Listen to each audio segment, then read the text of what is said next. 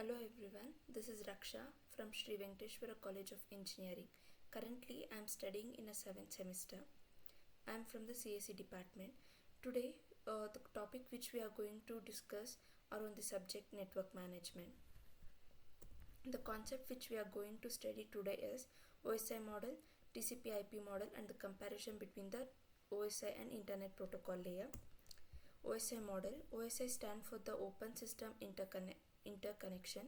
It was developed by the ISO, that is International Organization for Standardization, in the year 1984. It is a 7-layer architecture with each layer having a specific functionality to perform.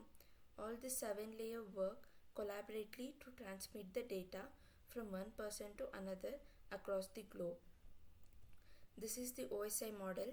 Here comes the physical medium and then application program. It consists of, as we have seen in the previous slide, the OSI model consists of the 7-layer. The first layer will be a physical layer which has the connection between the physical medium, and then comes the data link layer, and then third layer is a network layer, fourth layer is a transport, fifth layer is a session, sixth layer is a presentation, and then seventh layer is a application layer. This is the OSI model. TCP/IP model. TCP stands for the Transmission Control Protocol. IP stands for the Internet Protocol. This model can be either called by TCP or a IP. It mainly has the 4 layer, that is a physical layer, network layer, transport layer, and application layer. It also can be used as a communication protocol in a private computer network. It was designed by the Vincent Cerf and the Bob Kahn in the 1970. This is a TCP/IP model. As we have seen in the previous slide, it consists of the network layer, internet layer, transport layer, and the application layer. Now comes the comparison between the OSI and the Internet Protocol layer. The OSI and TCP/IP both are logical model.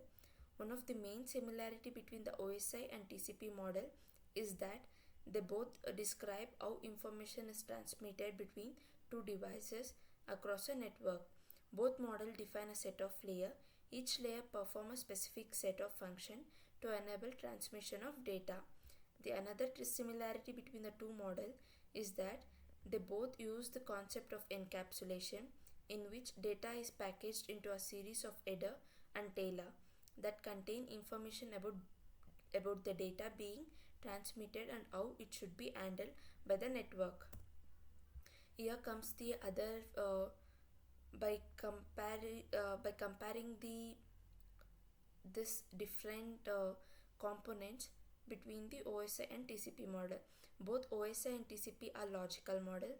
If we compare the structure of OSI and TCP model, both are arranged layer wise, which is also called the architecture model. This models as a stack of protocol. It means the protocol is arranged in every layer. Both model as a subset of protocol. If we compare the network, both TCP and OSI model define standards for networking. Framework. Both TCP/IP provide a framework for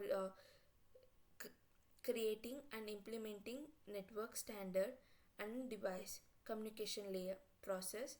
Both TCP layer model and the OSI layer simplify and divide the network communication process into making this their layer. Functionality. In both TCP/IP model, a single layer defines a particular functionality and a set standard for the functionality only. Similar component. In both TCP/IP model, manufacturer allows making set of device and network components that can coexist and work with the devices and components that are made by the other manufacturer. In the Ethernet standard, instead of defining the already defined standard protocol in both TCP/IP model, for example, the Ethernet standard were already defined by the IEEE before proceeding to create this model.